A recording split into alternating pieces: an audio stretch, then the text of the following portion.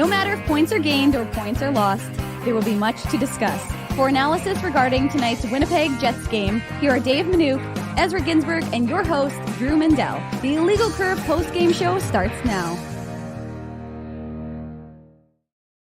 Plan the parade route, everyone. The Jets are in the win column. Good evening, Winnipeg. Good evening, Manitoba. And for all those joining us live on our YouTube channel and all of our social media platforms, we say good evening, universe, and welcome to the Illegal Curve Hockey Show. The Illegal Curve post-game show, to be exact. With Dave Minuk, with Ezra Ginsburg, I am your host, Drew Mindell. Ezzy, I gotta say, you're looking dapper tonight. I appreciate you dressing up for the post-game show, looking handsome. You know, you got the tie going, you got the shirt there that's got, was that polka dots all over it? Nice to see you dressing up for the home opener that the Jets obviously win by that 5-1 margin. I appreciate it, Drew. They are polka dots. And Dave M and I were at the Jets game tonight for the first two periods. And of course, Dave took his suit off because we're back at his house. So I look like a bit of a putz wearing, my dress shirt and my tie. But it's funny because, I haven't been to a Jets home regular season game since pre-COVID. So we're talking, almost 2 years.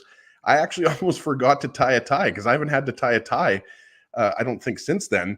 But I figured it out. I almost had to use a clip on. But Drew, I appreciate it. I tried to look good for my first game in almost 2 years. And it was just, before we get into the nitty gritty details, as you like to say, Drew, it was just great to be in the building. Details. Yeah, you've said nitty gritty before, right, Dave? Drew said that. But it was just nice to be in a building with fans, like Dave M and I were walking through the concourse and, saw my cousin at the game. We saw some familiar faces. So it was just great to be in the building with fans and, listening to them cheer. Obviously, we missed a few goals in the third period because we were back here at Dave M's palatial palace. But, just great to see the Jets get the victory because as we talked about, last game, it hasn't been a great start to the season. So it's great that the home fans got a victory. Certainly the case, Dave. I would say that the Winnipeg Jets, the score, I would say, is probably a little flattering to the Winnipeg Jets. It was a closer game than the 5-1 score would indicate, but the Jets get the much needed victory. I would say that when the worst part of tonight's game is that the fans in attendance seem to have an inability to count to 3 when throwing toques on the ice. I would say that all in all, for a team that was desperate, in need of good vibes, the Jets received them tonight with the victory over the Ducks by that 5-1 margin. Well, you could tell that Jets fans are they didn't love, they were toques, and so they were free toques as part of the giveaway. And I think as a result, they figured, if they were illegal curve 59-50s or 39-30s, I don't think anybody's throwing that on the ice. No, this stuff, nobody's throwing that stuff away. That's the gold. You're right. And let me tell you something, folks. There's going to be some really good news coming very soon. I've seen some of the New Era hats that we have coming in the merch shop. It's going to be worth the wait. I can tell you. I was talking to our guy today, and I said to him, I said, I'm done. Like I won't wear another hat ever again. I'm buying like one of each color. That's going to be unbelievable. So sorry. So you, just as an aside, so throw away those other ones because you're going to want to keep your Illegal Curve hat for the near future. No, you know what? It was a fun game. I mean, it was, the atmosphere wasn't crazy in there. But fans were getting warmed up. You could see that it's going to take some getting used to. I mean, look, it's weird being in big spaces. It still is an adjustment for folks. And so it's one of those things that, like, I think people are slowly getting used to it, right? We didn't have this all of last year. I mean, like I said, I was in the building. Drew, you came to a couple games last year. It was like it's very unusual to be there with nobody in there. And so the fans took a little while to get warmed up. The Jets didn't have the best first period, but they had a good response after giving up the first goal of the game. I thought they came out much better in the second, had a better second period, and a lot of really good individual play. Really, like from gut. I won't be selling illegal curve fireplaces, Captain Skittles. But who knows? I mean, you know what? The fun part about the merch, we're going to have the some specialty items every month. So that'll be fun. Some unique items that are only available on kind of a limited time, limited edition sort of thing. So there's really looking forward to that Illegal Curve toothpaste. Yeah. As he branded illegal curve toothpaste, no question about that. So, yeah, no, but I think the biggest thing you want to see is Pierre-Luc Dubois showing a lot more consistency. I liked him with Kyle Connor and Evgeny Svechnikov. We were joking about the Cape Breton Screaming Eagle connection between Pierre-Luc Dubois and Evgeny Svechnikov, but I thought he had a good game. I thought Nate Schmidt, he looked, there was a couple of mistakes in the first period, but I thought he looked better, especially offensively, which is one thing we talked about, with Nate Schmidt himself, and also just people who talk about Nate Schmidt, is that idea of the offense you get from him. And that kind of firing it off his stick right onto the stick of Andrew Kopp, setting up that goal. That's kind of what you expect from Nate Schmidt. So Josh Morrissey looked good. There was a lot of Connor Hellebuyck, right? What did he make in the end? 38 saves? 38 saves. The Ducks ended up firing and that's 39 at him. Right. So that's what you want to see from Connor Hellebuyck. Ezzy and I were joking, saying how Connor Hellebuyck likes volume. Well, the Jets gave him back some of that volume, and the PK, even though they gave up that first one, got better as it went along. So overall, not a perfect game, but with the adversity, no Wheeler, Scheifele news, like that was up and down. The reality is, I think from a Jets perspective, that's exactly what you wanted. Kyle Connor looked good. Nikolai Ehlers looked good. I mean, I think overall, you're probably pretty happy with that effort. Yeah, and just sticking with the special teams, Drew, and then I'll let you get in here. Like, obviously, the first goal is on the power play, and that was a nice tip by Troy Terry. Like originally, we weren't sure if Terry had tipped the Cam Fowler point shot, and so you're not going to fault Hellebuyck, because I'm pretty sure, even though Hellebuyck is a big boy, I'm sure he didn't really see that.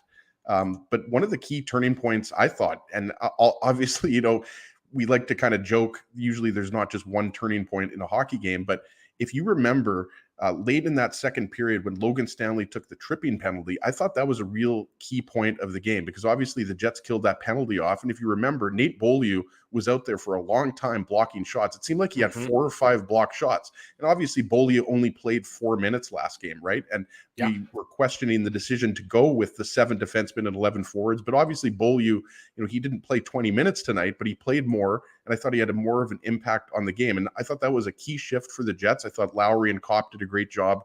They had a scoring chance as that penalty expired to Logan Stanley. So I thought that was a key part of the game. And overall, guys, I just thought, Drew was talking about this, last show about, how the Jets needed the clean victory at home, but this really was a clean win, right? Like this was not a chaotic game. Like the game against the Wild, guys, there's no other word that you can describe it as aside from chaos, right? Like the Jets obviously had the 2-goal lead. It looked like they were going to make it a 3-goal lead with the empty netter, but with the fighting and the hits and the stuff after the whistle and just, the bounces off the skates and legs and everything like that, this game was, I thought, a lot more structured. And I realized that, that's a cliche, but I thought the Jets were much better in their own end. That's the defense and forwards.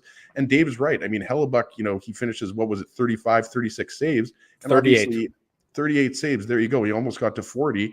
And yeah, a lot of those shots in the third period were from the outside, and there weren't a lot of high danger chances. But another, I just wanted to say one thing. Key save to me, going back to that same power play, if you remember, I think it was Getzlaff that fed Ricard Raquel in the slot, and Hellebuyck had a really good save. That's the one that stands out to me. So he made some key saves when that game was 2-1, and he didn't have to be spectacular. The Jets were clearly the better team tonight, but I thought he was just really solid in a good response game, because the game against the Wild, he was not good. Connor Hellebuyck, he got better, I thought, as the game went on, which is certainly what you'd want to see from him. And this is the first game, especially those last couple periods tonight, where you sort of saw the Connor Hellebuyck that you're used to seeing. Big, soft, where the puck hits him and then it just dies into his body and there's no juicy rebounds. There were some rebounds earlier in the game, but he settled into the game. And, there was a time there, to your point, Ezzy, where, Hellebuyck really was the reason why it was 1-1. The Ducks obviously opened the scoring early in the game. You mentioned it, the power play goal, the Troy Terry power play goal 2 minutes in. Good response by the Jets to tie it up only about a minute and a half later. The Pierre-Luc Dubois, his third of the year. Talk about a guy who's really off to a quality start in what was necessary to be a bounce back year for him. He's doing what he needs to do. Rest of the first period, you would certainly say that the Jets were on their heels. If I'm not mistaken, they outshot 15-4 in that first period. So, Connor Hellebuyck obviously had to come up big. He had to be the best Jets player, while it took the team most of the first 20 minutes to really get their legs under them and to get their skating going.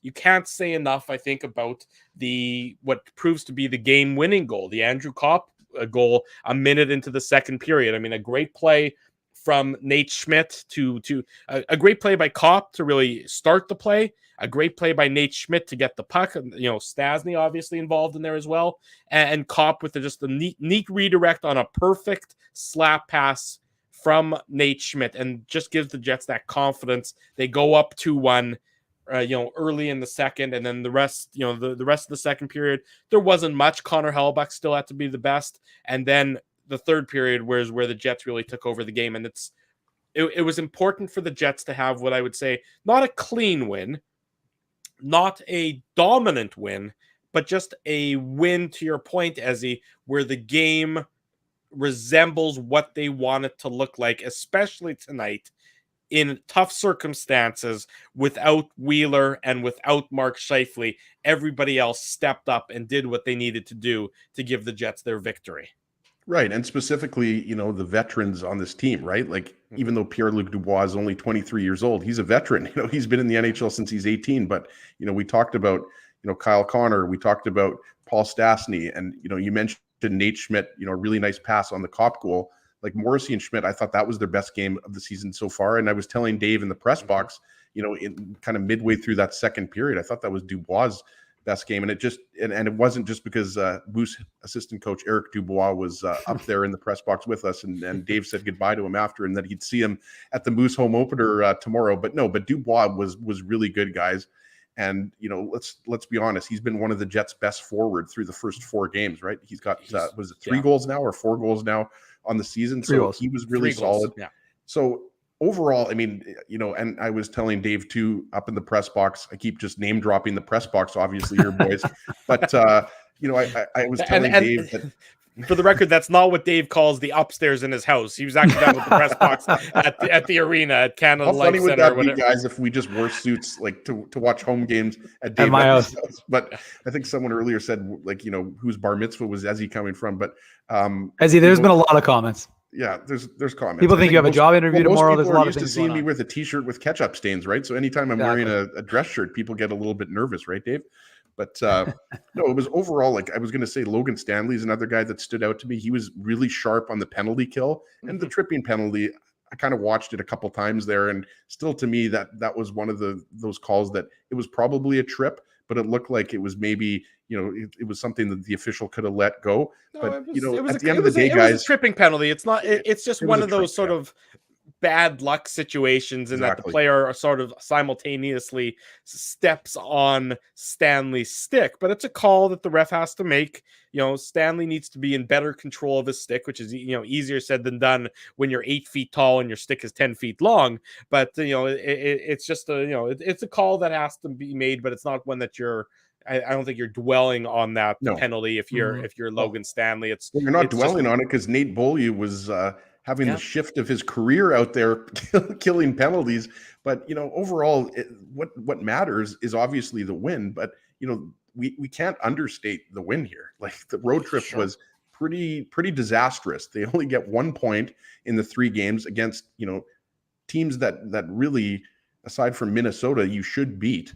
And obviously, you've got Nashville coming in, and then you're going to go back on the road in California and face 3 young teams that again, you expect the Jets to, at the very least, get 2 of those 3 wins. But you look at the rest of the schedule for the month of October, guys, no back-to-backs. I mean, the Jets should, win the majority of these games. So back to your point earlier, Drew, it's the way they won. The Jets, even though they were pretty badly outshot in the first period, I didn't think, the Jets played that badly, in the first period. And for the most part, from the second period on, the Jets controlled play for the most part, I thought. Yeah, I mean, I thought that, I thought that it wasn't a 5-1 score, but, the Jets certainly did what they needed to do.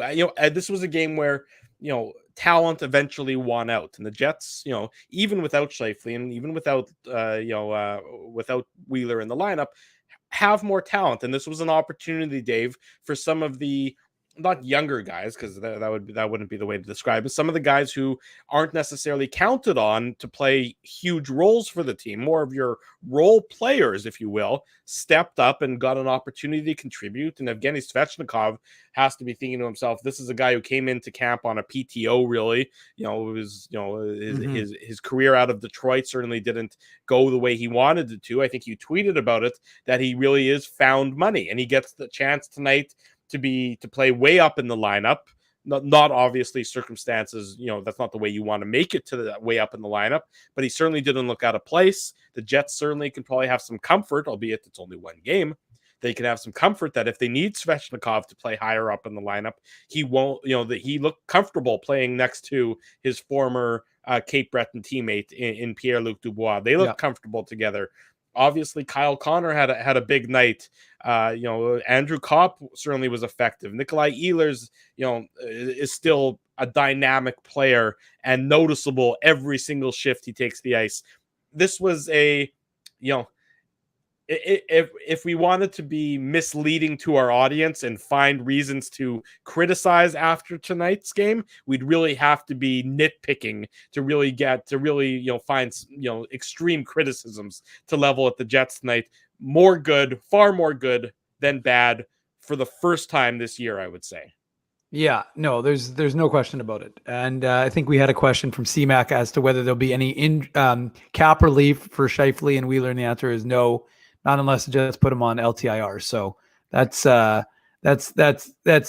And again, the cap situation, and we're not going to get into it right now, but just to answer that question from CMAC, I saw it in the chat, and the Jets won't have that ability unless obviously things get bad with those guys. But for the most part, you're going to have to keep it tight to the cap the way they are right now. And I don't see either player going on LTIR. No, that's what I mean. Like it's not going to happen. So the reality is that you're not getting any cap relief with those two on right now. So I just want to answer that quick because I saw that one, and some people have asked that question. So no, Drew, I think it was an opportunity, right? I think that the truth is the Jets are a work in progress. There's still a lot being worked on. And I know people say, oh, well, you got training camp, you should have this all ironed out.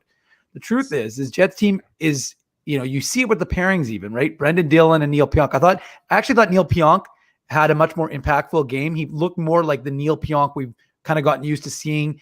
Heavy Neil Pionk, with laying the body, but him and Brendan Dillon kind of finding each other and, getting that familiarity with each other's games. I think Schmidt and Morrissey continue to have that.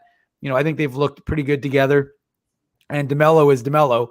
And, Logan Stanley, like as he says, has done a lot of good things in the game. Things that you don't, as he said it to me in the first period, Stanley did something.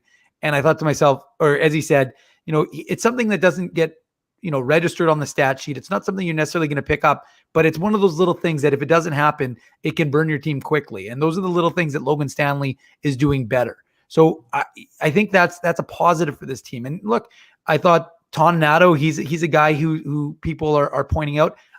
He's another guy who's just a good pro.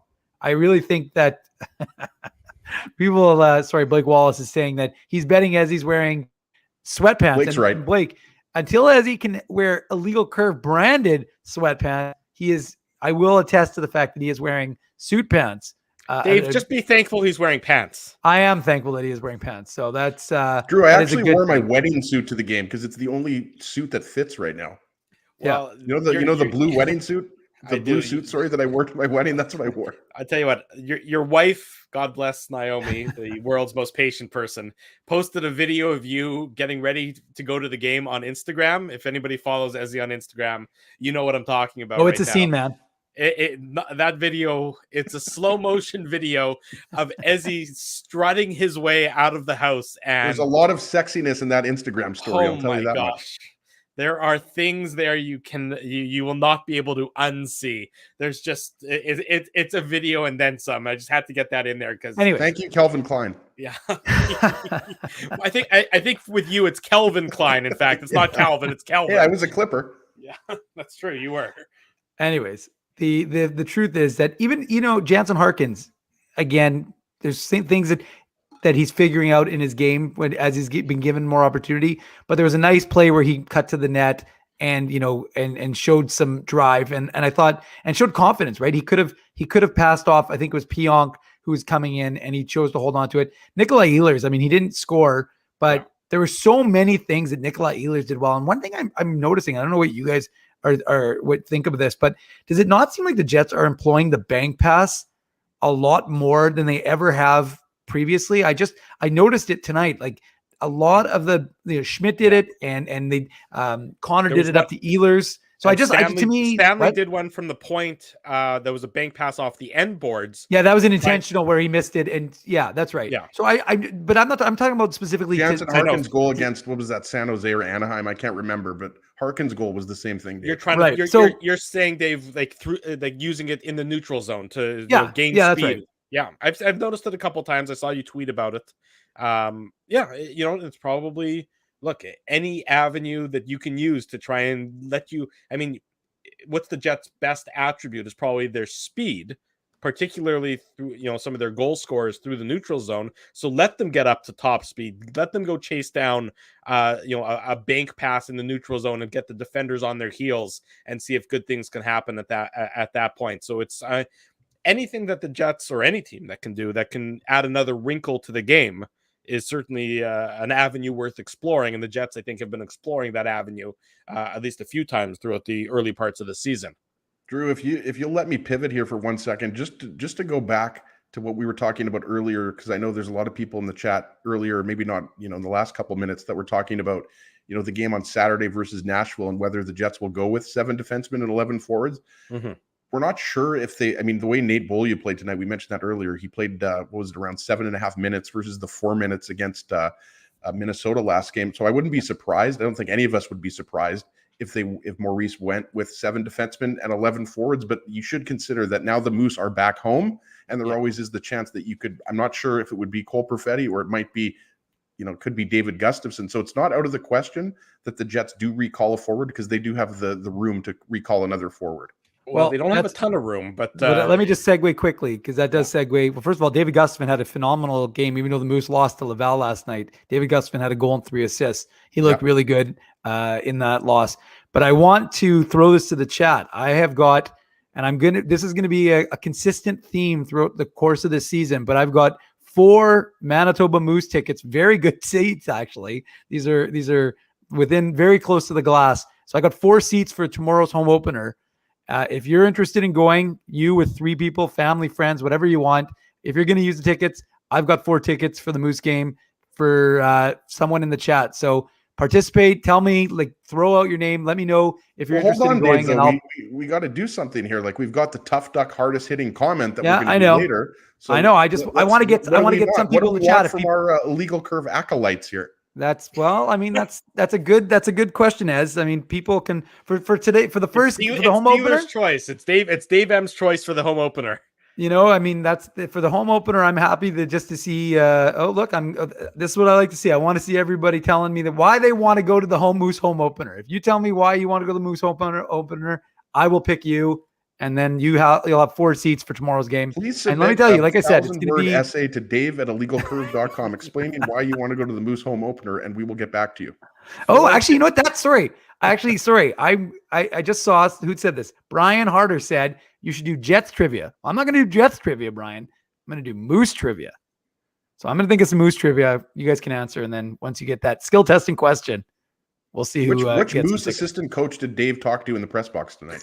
Done. That's the first question.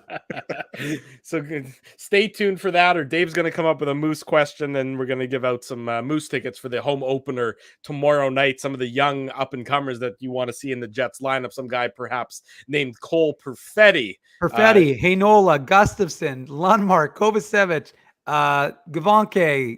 It just keeps going on and on and on and on. So there's a lot of excitement with this Moose team, and it's definitely a bird. And there's a lot a lot of guys to look forward to. And Chisholm.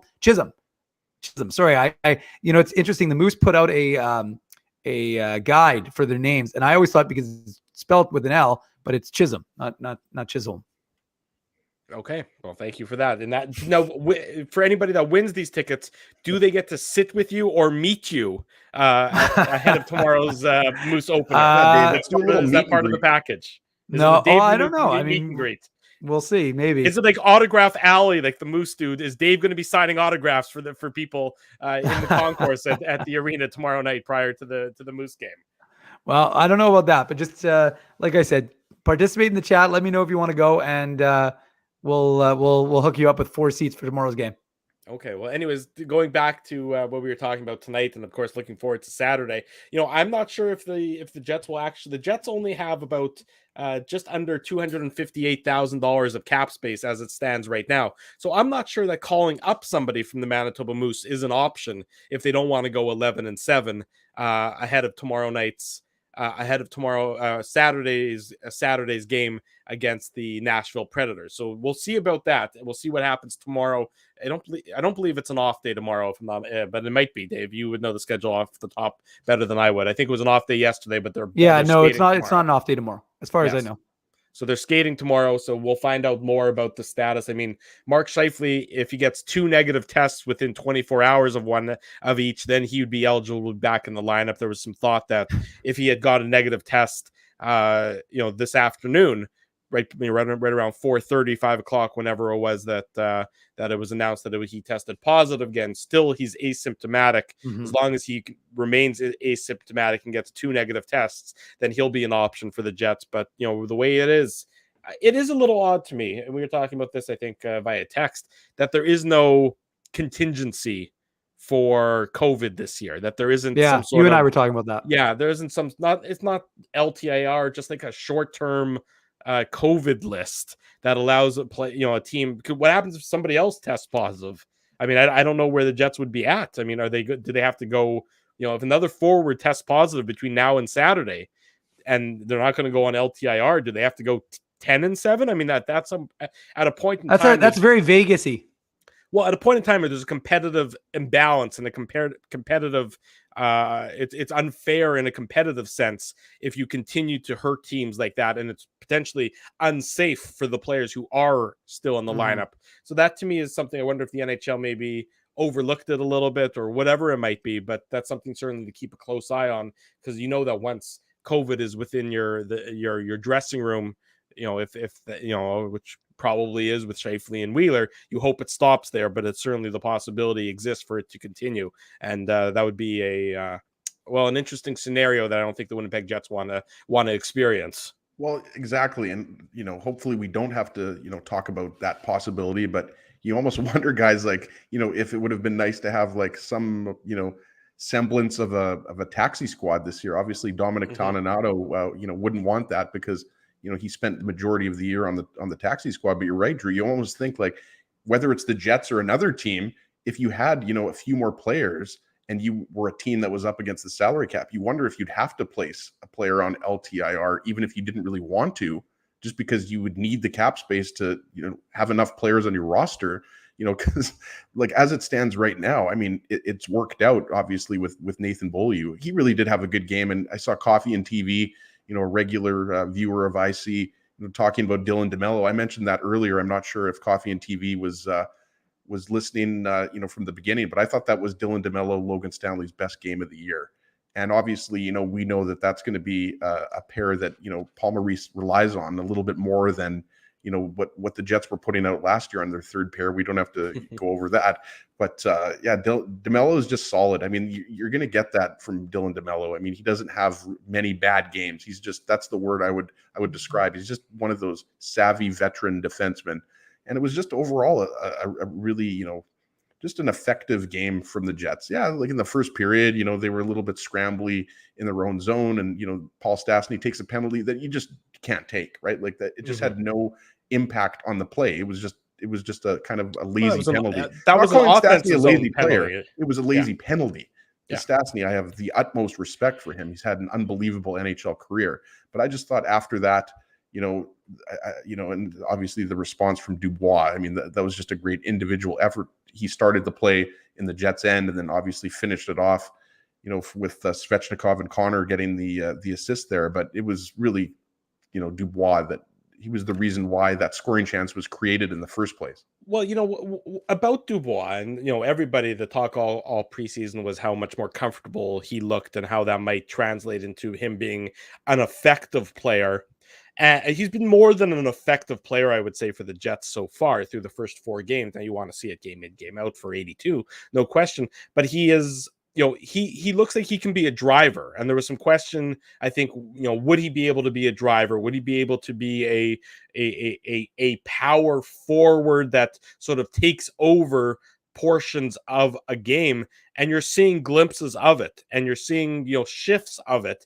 And to Ezzy's point there, where he talked about the Jets' first goal there, you saw him, when he's coming through the neutral zone with a head of speed. Well, I mean, that's a big man with a lot of speed behind him, and that's when he can be at his absolute best, because any defenseman in the league is going to have to be on their heels as a result.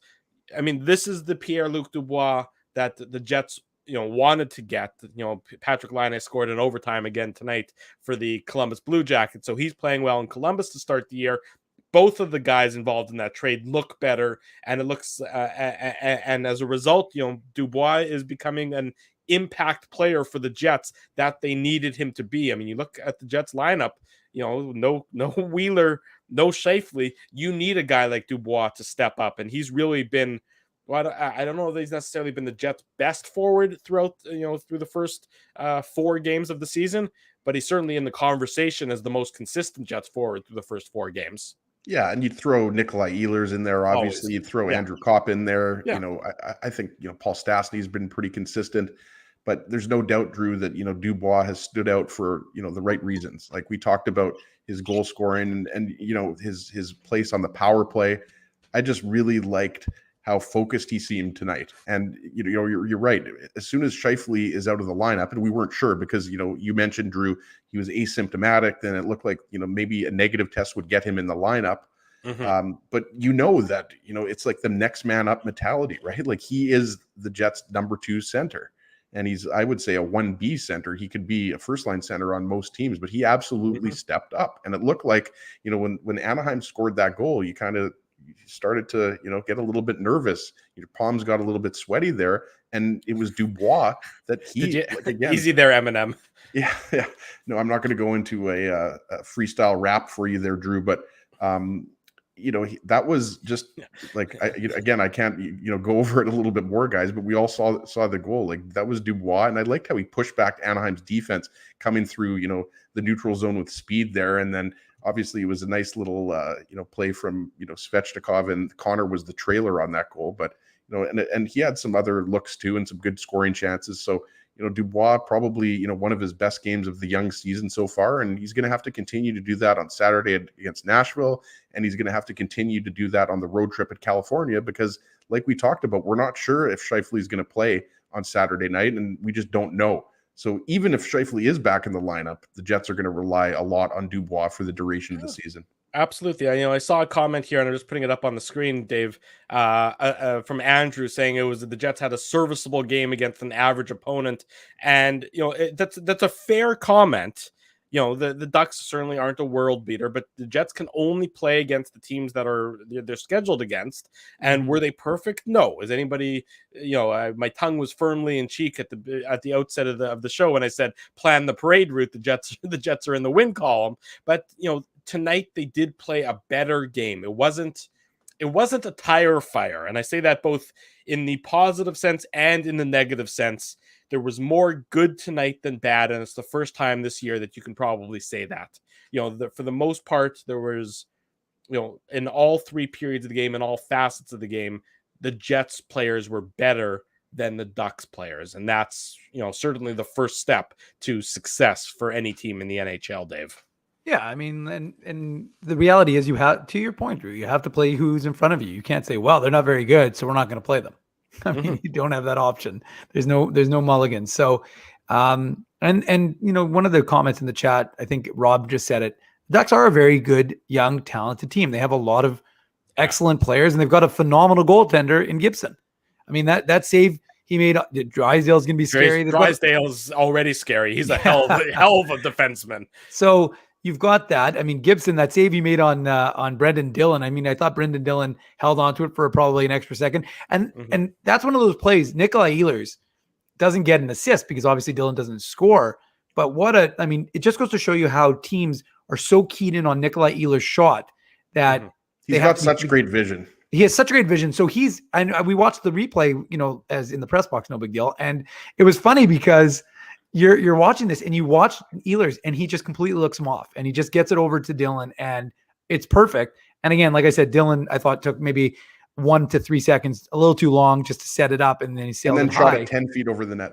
Yeah. Gibson got a piece of it. Gibson got a piece of it. Yeah, Gibson got a piece of it. But Brendan Dillon's not going to become a sniper. He's not going to be the goal scorer on the Jets blue line. Right now, that's Josh Morrissey, who got his second of the year already. And big smile on his face after getting that goal in the third period. Yeah, absolutely. And so, that's the reality. Are Anaheim Ducks a team that you're expecting to, challenge for the Stanley Cup and be there when everything is over? No, but I mean, they're also a team that, they had 2 wins coming into this game, right? That was 2 more than the Jets.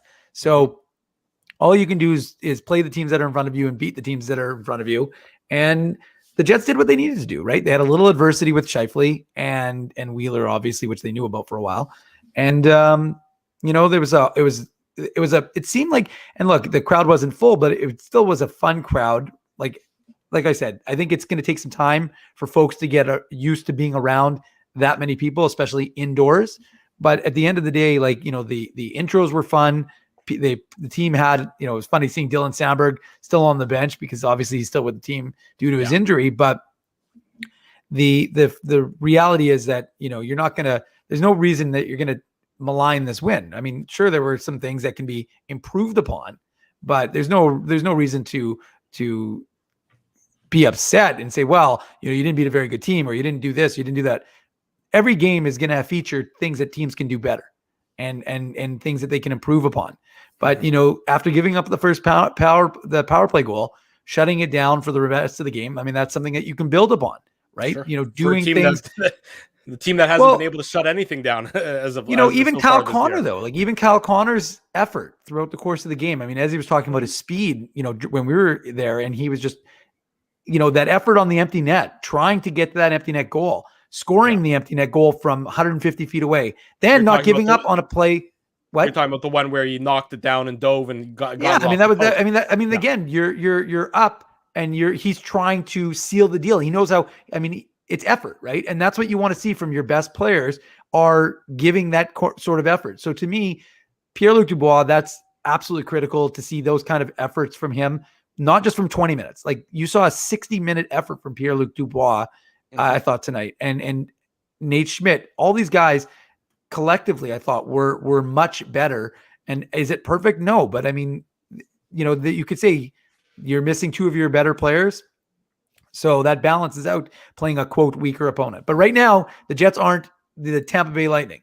So you got to put that into perspective. The Tampa Bay Lightning aren't the Tampa Bay Lightning. I was going to say that after, but still, they're still the champions. So what I noticed about tonight's game, you think about it, you're only running 11 defensemen, or you're 11 forwards, 7 defensemen. You're thinking, are you going to be driving guys into the ice, playing them too many minutes that's eventually going to catch up to you? They didn't. And this is a function of it being a 5-1 game, of course. Andrew Kopp led all Jets players in time on ice tonight with 22 minutes and 18 seconds. The lowest time on ice in tonight's game was Nate Beaulieu at 7:21. So when you can have, with a weird lineup in there, you can still get everybody a reasonable amount of ice time without, overwhelming anybody with their time on ice. I think that's another layer of success in a weird situation that the Winnipeg Jets were experiencing in tonight's contest against the Anaheim Ducks. The Jets victors 5-1 over Anaheim tonight in downtown Winnipeg. Let's take a break, pay some bills, salute our sponsors, including our newest sponsor, Bagel Smith Winnipeg. They're open late on game nights at 185 Carlton Street. So check them out for your bagel needs. We'll take a break, and when we come back on the other side, stick with us. Ezzy's going to give away a Tough Duck toque for the toughest comment tonight. Dave's going to give away some Moose tickets. We have a lot going on. Stay with us. It's the Illegal Curve postgame show. We're live on YouTube. We're live on all of our social media platforms. Jerry Seinfeld, Chris Rock, Jon Stewart, Dennis Miller, Brad Garrett, the biggest acts and all the up-and-comers. They've all made their mark at Rumors Comedy Club, North America's longest-running independent comedy club. Rumors has kept Winnipeg laughing for over 25 years. When was the last time you laughed out loud? Make it a great night out with friends or book your office or birthday party, even a fundraising event at Rumors. Get all the details and dates on upcoming shows at rumorscomedyclub.com. Whoa, Ezzy, why are you so happy? I just crushed 2 fresh Bagelsmith bagels with schmear. They're open on Jets home game nights until puck drop. Didn't you have Bagelsmith for lunch too? Yes, I did. What's your point? Come on, Bagel Boy, let's go to the game. Bagelsmith is Winnipeg's first and only Montreal-style bagel shop located at 185 Carlton Street. Visit bagelsmith.ca. He winds up. Oh! Looks like Ezzy took that one right in the choppers. A blistering fast puck hurts like HE double hockey sticks. That's why I let the pros at Linden Market Dental Center turn my yow into wow. Get your brilliant smile back with state-of-the-art restorative and cosmetic dentistry from real pros. And remember, always wear a mouth guard. Now that's solid on ice advice. Learn more at lindenmarketdentalcenter.com. Creating smiles for life. So you're a pizza person, you married a wing person, but somehow your kids are salad people. You can't pick your fam, but you can pick your BP meal deal, starting from $18.99 for takeout or delivery at bostonpizza.com. For 3 generations and over 80 years, Tough Duck has been making apparel that works and plays as hard as the people who wear it. From jackets to work boots and everything in between, Tough Duck's clothing can handle the harshest environments, even the Illegal Curve Hockey Show. Work to live, live to play. Visit toughduck.com.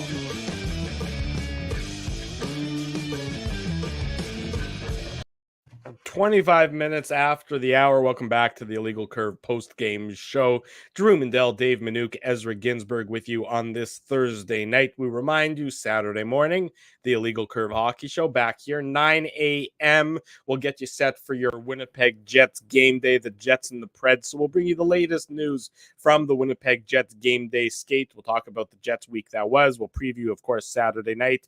And then later Saturday night, after the Jets and the Preds, after the final whistle blows, the Illegal Curve post-game show right back here. Myself, Mr. Minuk, Mr. Ginsburg, we'll do it all over again before they head out on the West Coast for some late night post-game shows next week. Always a good time, gentlemen. The Winnipeg Jets head coach is Paul Maurice, as you well know. He's met with the media earlier at the arena to talk about tonight's victory. Let's hear what the Winnipeg Jets head coach had to say following tonight's victory for the Winnipeg Jets.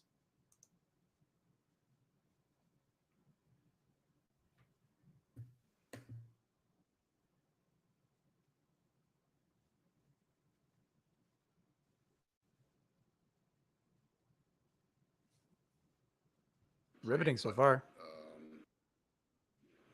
We would end up building as that game went on. The concern coming off the West Coast and then on the road, you come back and our third was our best period in terms of our pace of our game anyway. Really like the runner. I don't want to see him to see that many every night, but he was sharp and on it. His rebound control was really good tonight. That after, we gave up another shorty. I liked where our kill went. That we shot pucks on our power play. So that was all right. Back to Ken. Go ahead, Weaver. What did you see from the Dubois line, and what was the inspiration in putting them together tonight, Paul? I liked Pierre-Luc's game. I thought some smart plays, some good support plays. He looks like he's got lots of confidence when the puck is timing starting to come. In terms of that center ice position, you have to be able to speed your game up and slow it down. And knowing when to do that, I didn't think he got above a lot of pucks that he didn't do. And responsible. I didn't think. I think they can be better. I mean, as a line, I think there's more there. I'll go next to Sean Reynolds from Sportsnet. Go ahead, Sean. Hey, Paul, just last couple of games with some of the success you've had offensively and different line mates playing with each other. Did you learn anything about this team, any new combinations that may kind of change the way you structure things going forward? I liked what Tom Renato brought, his facility to play all 3-4 positions. Moved him to the right into the game after Svechnikov blocked that shot. He looked really comfortable in what he was doing. I thought coming off the bench too, the players were phased by there's a lot of different combinations and a lot. Yeah, let's turn that off. I can't hear that anymore. That was painful. Yeah, like that's not worth listening to. Sorry, Drew. Absolutely not worth it. Sorry, not sure what's happening with that. Let's Don't know what that was all about. Sorry, my apologies. No, for anybody who's concerned, I mean, if you're live, you're probably not going to appreciate this, but don't worry, I will be cutting that out in the podcast version of this broadcast. I don't know why. Sometimes these things happen, and sometimes I don't know why they don't happen. So my apologies. Anyways, well, I'm gonna give away the Moose tickets right now before I forget. So there's been a lot of good comments. I'm going with hold on. I want to make sure I get the name right. Blake at the Lake, I think, is what his user handle is. So what he's going to get Blake at though? We need to know. I feel hopefully Blake is going to come back from the Lake book here with Blake at the Lake and all these rhymes. Hold on, it's Blake. Hold on, it's Blake Wallace. Blake at the Lake. So Blake, you and your 5-year-old, and hopefully some other people, because you're going to have 4 tickets for tomorrow's game for Blake at the Lake. So Blake Wallace, make sure you send me a DM. I see Dave. I need your email, and then or Dave at illegalcurve.com. You can just send me that your info, and then that way I'll email you the tickets, and you can go to tomorrow night's game. If the best is there's another guy named Blake that's asking, what about this Blake? Well, hey, awesome. If Blake wants to take his 5-year-old plus the other Blake in the chat, he's welcome to do that. They're his tickets now. So I'm not going to be able to give them away, but fear not for folks in the chat who didn't win, because I'm going to have 4 more tickets to the Iowa Manitoba game next Saturday to give away as well. So we'll give those away later in the week. Crazy Uncle David's just giving away the tickets left, right, and center. I'm giving them all away. They got to go. Right. Crazy Dave's got a sale. Everything's got to go with Dave M and the Manitoba Moose tickets. So congratulations to Blake Wallace, Blake at the Lake. He's off to tomorrow night's Manitoba Moose game. Blake, again, Blake. Email Dave at illegalcurve.com, or send him a DM at ICDave. And slide into those DMs. Slide into Dave's Dave loves it when you slide into his DMs, right, Dave? That's right. Only you. Only when Ezzy does it. It's true. And now, Ezzy, do you have your toughest, hardest hitting comment, courtesy of our friends at Tough Duck? Give away a Tough Duck toque in tonight's post-game show as well? I sure do. Tonight's winner of the Tough Duck toque is Rob Somerville, a longtime IC fan, and I cut and pasted his comment here. I liked it. The Jets will definitely have to develop the next man up mentality while Scheifele and Wheeler are out. Different players can be the star each game, definitely anchored by strong goaltending. And one of the reasons why I love that comment so much from Rob is because I was the one that started the next man up concept. So all joking aside, though, we're going to give the first person ever to start that concept. Yeah, exactly. That was it. Nobody thought about that concept before now. So Rob, send me a DM or email me Ezra at illegalcurve.com, and we're going to hook you up with a Tough Duck toque. There you go. So we got a couple of winners in tonight's game. The Winnipeg Jets winners as well. Rob Somerville winning the Tough Duck toque, and Blake at the Lake winning the Manitoba Moose tickets, and the Winnipeg Jets winning tonight's contest by a 5-1 margin over the Anaheim Ducks. They get off the schneid. They improve to 1-2-1 on the season. The next action coming Saturday night against the Nashville Predators, the second of divisional matchup of the season before they head back out on the road to the West Coast. Final thoughts from either of you two gentlemen before we wrap it up and we send everyone to see Kenny and Rennie. Rennie, by the way, much less flowing with his hair now. Yes. Rennie has been shorn, so it is a little upsetting for everybody. as long as Kenny's water bottle is, in popping in the post game show, that's all that really matters. But yeah, obviously check out Kenny and Rennie post game after we wrap up here in a couple of minutes. Just an impressive win. I realize that the shot totals didn't necessarily flatter the Jets, and the expected goals, don't necessarily flatter the Jets, but you got the key goals when you needed them. I mean, Pierre-Luc Dubois scores right after, Troy Terry scores for the Ducks on the power play. And I just thought overall it was the type of effort, and that might be the word of the night, boys, but, the effort was there for the Jets. I think they really wanted to get, out of this losing streak, and they wanted to give their fans something to be, happy about. So it was not a perfect victory, like we said earlier, but, I thought it was a pretty tidy victory. And for the most part, the Jets stepped up with two of their best players out of the lineup. So hopefully they can continue that on Saturday night against a Nashville team that we know is not very good. Dave, final thought to you. Well, just make sure you smash that like button, folks. That's, always helps us with this little thing called an algorithm. So we appreciate when you smash it before you head out on the interweb. No, it was a good game. Nice to have my partner in crime, Ezzy G, beside me in the press box for the first time in a long time. That was, usually I do talk to other people generally, but if I have the Illegal Curve partners, it's Drew or Ez, it's always a better night for me. So that was good. I won't be so fortunate tomorrow night when I'm probably the lone media member. Actually, that's not true. I think there'll be a few others tomorrow because it's the home opener for the Manitoba Moose, joining me and Blake at the lake and his 5-year-old child. I don't know if it's son or daughter, but they'll be coming to the game as well. So looking forward to that. Looking forward to seeing the Moose. I mean, we've got a new coach in Mark Morrison.